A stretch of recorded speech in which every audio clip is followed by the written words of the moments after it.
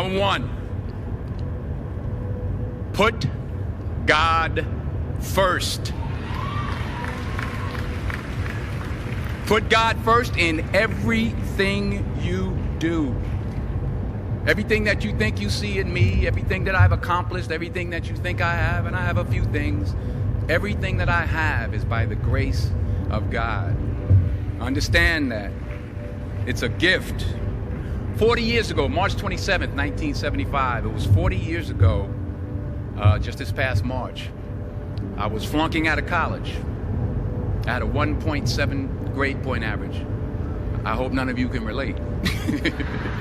I had a 1.7 grade point average. I was sitting in my mother's beauty shop. They still call it beauty shops now? What they call it now? Yeah, I was sitting in the beauty parlor. I was sitting in my mother's beauty parlor, and I'm looking in the mirror, and I see behind me this woman under the dryer. And every time she looked up, every time I looked up, she was looking at me, just looking me in the eye.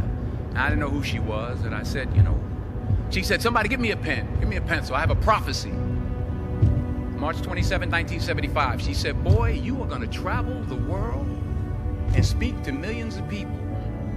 Now, mind you, I flunked out of college. I'm thinking about joining the Army. I didn't know what I was going to do, and she's telling me I'm going to travel the world and speak to millions of people. Well, I have traveled the world, and I have spoke to millions of people. But that's not the most important thing, the success that I had. The most important thing is that what she taught me and what she told me that day has stayed with me since. I've been protected. I've been directed. I've been corrected. I've kept God in my life, and it's kept me humble. I didn't always stick with him, but he always stuck with me. So stick with him in everything you do.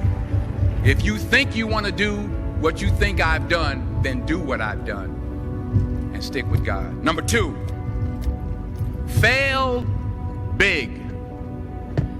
That's right. Fail big.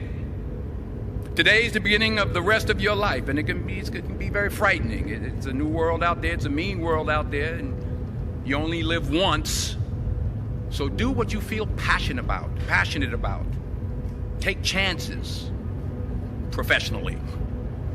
Don't be afraid to fail. There's an old IQ test, was 9 dots, and you had to draw 5 lines with a pencil within these 9 dots without lifting the pencil. The only way to do it was to go outside the box. So don't be afraid to go outside the box. Don't be afraid to think outside the box. Don't be afraid to fail big, to dream big. But remember, dreams without goals are just dreams, and they ultimately fuel disappointment. So have dreams, but have goals. Life goals, yearly goals, monthly goals, daily goals. I try to give myself a goal every day. Sometimes it's just to not curse somebody out. Simple goals, but have goals. And understand that to achieve these goals, you must apply discipline and consistency. In order to achieve your goals, you must apply discipline, which you have already done, and consistency every day, not just on Tuesday and miss a few days. You have to work at it every day. You have to plan every day.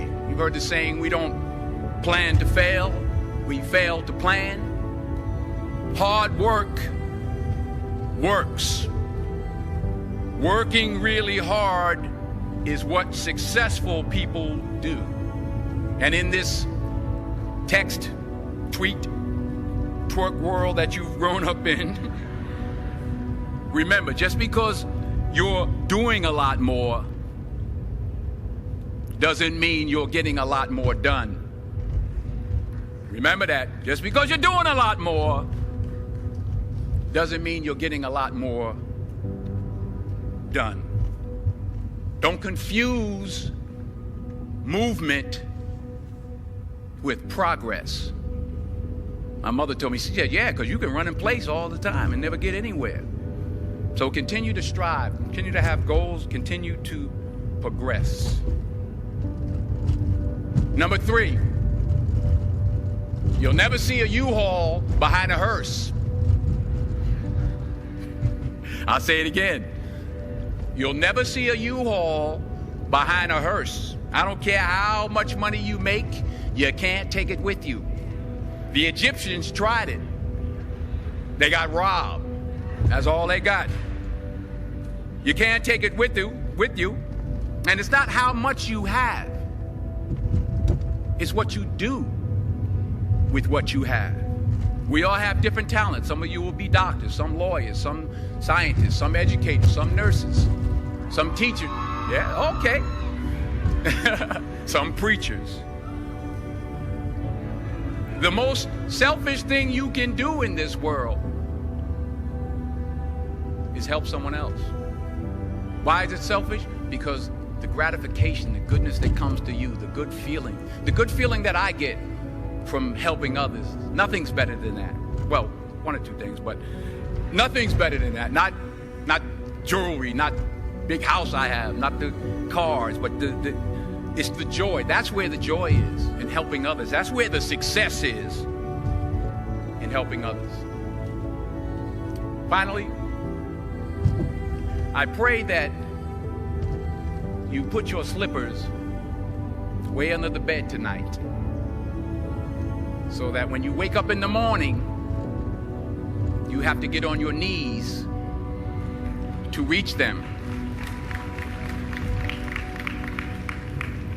And while you're down there, say thank you for grace.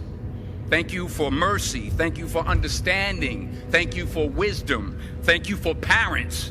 Thank you for love. Thank you for kindness. Thank you for humility. Thank you for peace. Thank you for prosperity. Say thank you in advance for what's already yours. It's how I live my life. That's why I am, one of the reasons why I am today. Say thank you in advance for what is already yours. True desire in the heart for anything good is God's proof to you, sent beforehand to indicate that it's yours already. I'll say it again. True desire in the heart, that itch that you have, whatever it is you want to do, that thing that you want to do to help others and to grow and to make money, that desire, that itch, that's God's proof to you, sent beforehand already to indicate that it's yours. And anything you want good, you can have. So claim it.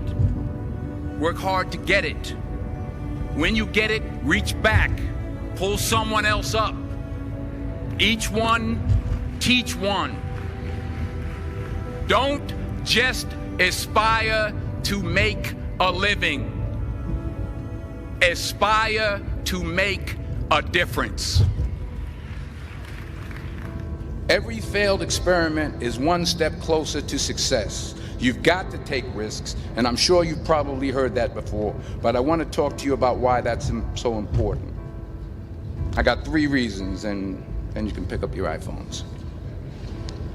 First, you will fail at some point in your life. Accept it. You will lose. You will embarrass yourself. You will suck at something. There's no doubt about it. And I know that's probably not a traditional message for a graduation ceremony, but hey, I'm telling you, embrace it, because it's inevitable. And I should know.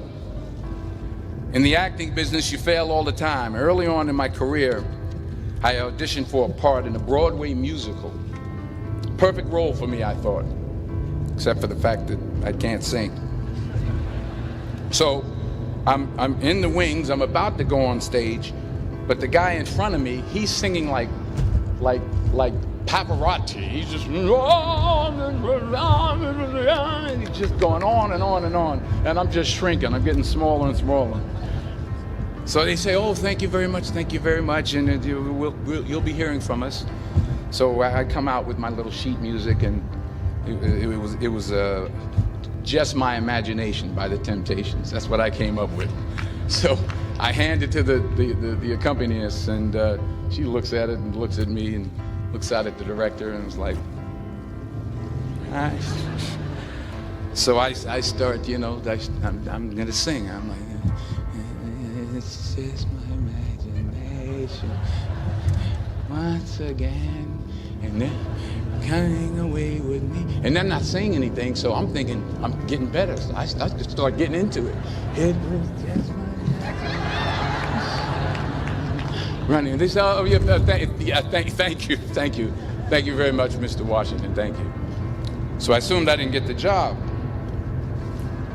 But the next part of the audition, he called me back. The next part of the audition is the acting part of the audition. So I'm like, hey, okay, maybe I can't sing, but I know I can act. So they pair me with this guy, and again, I didn't know about musical theater. And musical theater is big, so they can reach everyone all the way in the back of the stadium. And I'm more from a realistic, naturalistic kind of acting where you actually talk to the person next to you. So I don't know what my line was. My line was, well, hand me the cup. And his line was, well, I will hand you the cup, my dear. The cup will be there to be handed to you. I said, oh, okay. Well, should I give you the cup back? Oh, yes, you should give it back to me because you know that is my cup and it should be given back to me. I didn't get the job. But here's the thing. I didn't quit. I didn't fall back. I walked out of there to prepare for the next audition, and the next audition, and the next audition. I prayed. I prayed, and I prayed. But I continued to fail, and fail, and fail. But it didn't matter, because you know what? There's an old saying, you hang around the barbershop long enough, sooner or later you're going to get a haircut. So you will catch a break, and I did catch a break. Last year, I did a play called Fences on Broadway. Someone talked about it. Won the Tony Award. And I didn't have to sing, by the way. But here's the kicker. It was at the Court Theater. It was at the same theater that I failed that first audition 30 years prior. The point is, and I'll pick up the pace, the point is every graduate here today has the training and the talent to succeed. But do you have the guts to fail? Here's my second point about failure. If you don't fail, you're not even trying. I'll say it again.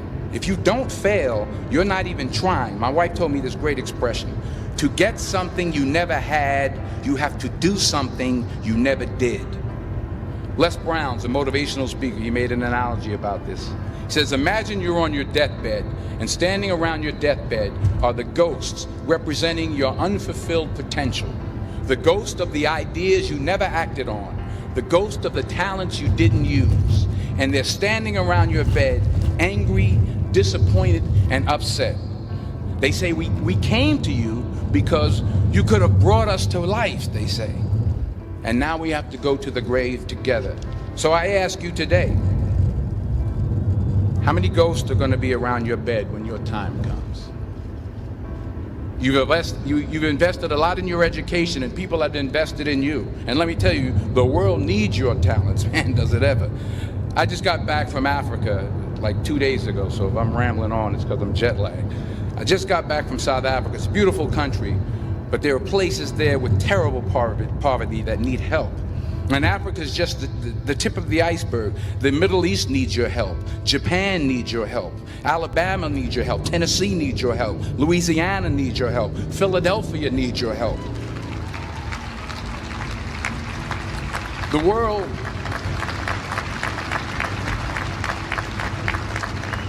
world needs a lot, and we need it from you.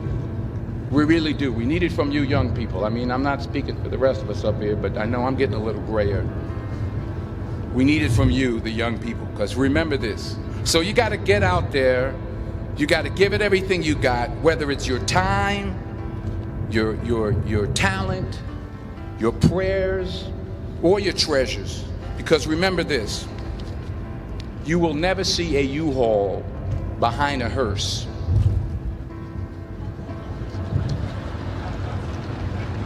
I'll say it again. You will never see a U-Haul behind a hearse. You can't take it with you. The Egyptians tried it, and all they got was robbed. So the question is, what are you going to do with what you have? I'm not talking about how much you have. Some of you are business majors, some of you are theologians, nurses, sociologists. Some of you have money, some of you have patience, some of you have kindness, some of you have love, some of you have the gift of long suffering. Whatever it is, whatever your gift is, what are you going to do with what you have? All right, now here's my last point about failure. Sometimes it's the best way to figure out where you're going. Your life will never be a straight path. I began at Fordham University as a pre-med student. I took a course called cardiac I still can't say it. Cardiac morphogenesis. I couldn't read it, I couldn't say it, I sure couldn't pass it.